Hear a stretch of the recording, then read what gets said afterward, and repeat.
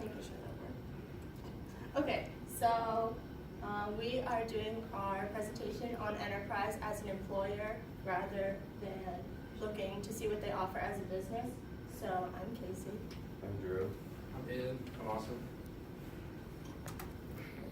So for introduction, the key points that we're trying to hit on today is understanding the younger demographics for enterprise holdings, how they want to reach out to them, kind of expand that market in a way. And we'll touch on the millennials in the workforce, along with the importance of millennials in the workforce once again, and having that SNHU connection with the millennials and enterprise holdings. So some ways enterprise can be a desirable workplace for millennials is to make the millennials feel like they're taken seriously around the baby boomers. And then the millennials often prefer to work in groups because they grew up working a lot with team decision making.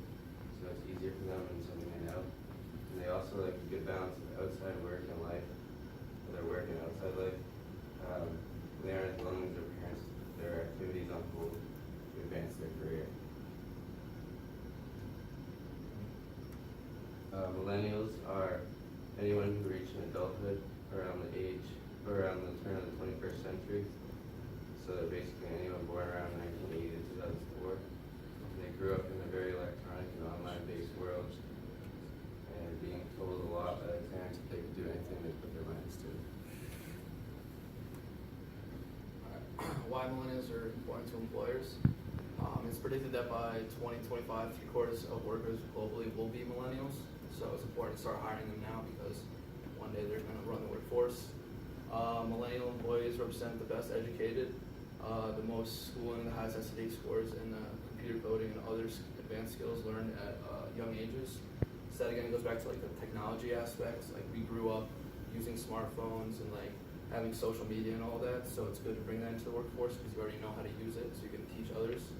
And also, millennials are hungry for feedback, so it's good to have that worker who wants to learn and wants to grow.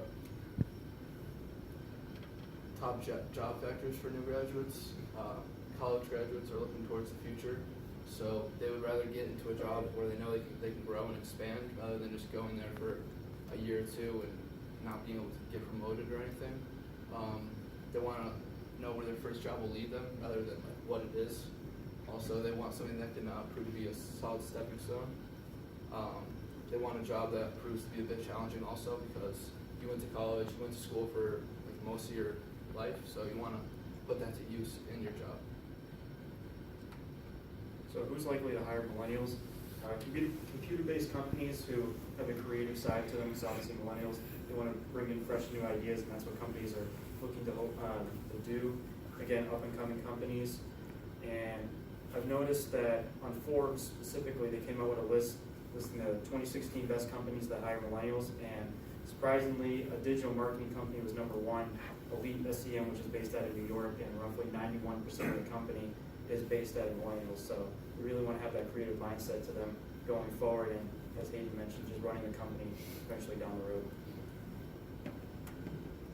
And this is the problem that we're having with hirings of millennials.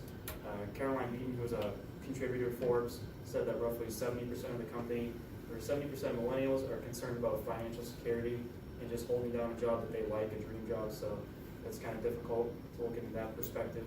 And obviously when you go to interview whatnot jobs, they have a certain mindset of what they want for their company looking forward. So maybe it's not the millennial path, but that's what we're trying to shoot for, and just the direction the company wants to head for. Alright, so communicating with a millennial regarding employment, a lot of the opportunities come through social media.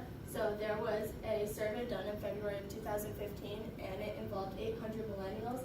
And basically, 42% of them wanted to be contacted through LinkedIn, Facebook, Instagram. There's actually a contact button now, which makes it easier to get in contact with potential employers. And then even Twitter is being used a lot more frequently to talk to future employees. And then recruitment is obviously, you talk in person, networking, things like the career fair, job fairs here.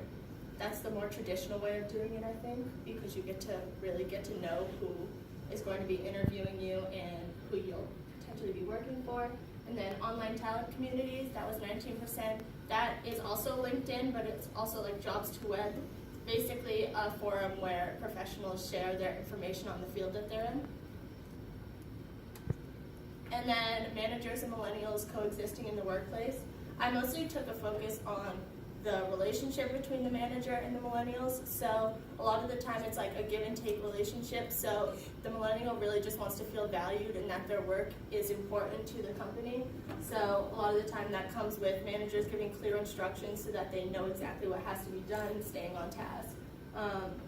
Obviously guidance through feedback. Millennials really like to know what they're doing wrong so that they can get better, and then they should be willing to approach work with a good attitude, and that will show the managers that they want to be there.